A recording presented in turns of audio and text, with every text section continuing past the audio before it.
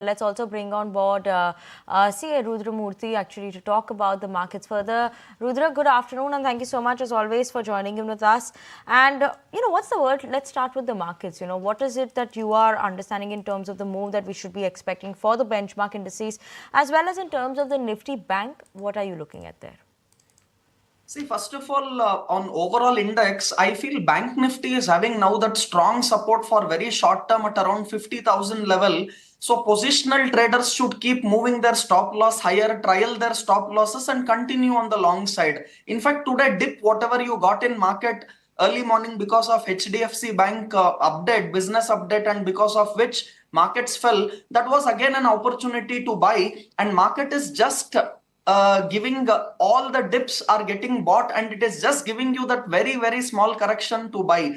But however, overall, one has to understand these are times when you have to keep your leverage in control, have strong risk management as a very short-term trader, be very stock specific, and also the result season and budget which is coming in another 2 to 3 weeks will hold the key, and one has to be cautious on market and very stock specific. And levels to watch for Nifty, strong support now is at around 24,000, 24,200 range, and on Bank Nifty it is at around 50,000. So be on the long side, be cautious in terms of leverage and risk management, and be very stock specific in this market. Point taken. So that's a view on the market. But what about the pharma sector, Rudra? Any top bets from that vertical? Yeah, definitely. Yesterday, there were very clear signs of pharma just shooting up, and that is a clear indication that yes, most of the stocks in pharma can do good. In fact, if you see stocks like Lupin, Sun Pharma, all these are breaking out of their last 6-7 years kind of a consolidation, and people who have bought them 6-7 years back, they're still not even finding their price. So for me, the top bet, if I have to pick from pharma, will be first Biocon. In fact, I'd recommended this even earlier, but those levels were very lower at around 270, 80. But even at current levels or on any dips to 350, 340, Biocon will be a great buy. One can even look at buying Lupin. Lupin also looks very strong. Yesterday, in fact, it had a update from Kotak and a big move with volumes, and it has already broken out of that resistance and consolidation of about 6 months, which was at around 1,720. Now, having broken above 1,720 with volumes yesterday, and even today continuing the up move which it has seen yesterday, this stock still has long legs to go. I won't be surprised to see 2,000, 2,200 coming very soon on Lupin. So my top two bets in pharma will be Biocon and Lupin. And for sure, this as a sector can do very good. In fact, metals and pharma will be my two top picks, followed by IT if you have a bit longer time frame and you have to stay with specific sector and very specific stocks in this market, especially on broader market, mid and small cap, and even these SME market, one has to be very cautious. Right.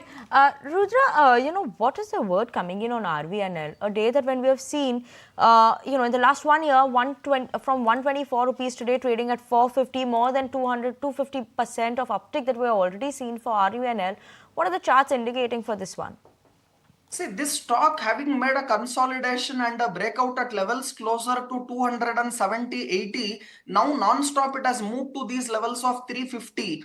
Even at current price for momentum traders, yes, it's a good buy, or you can continue if you already have position. But I will definitely advocate no fresh entry here.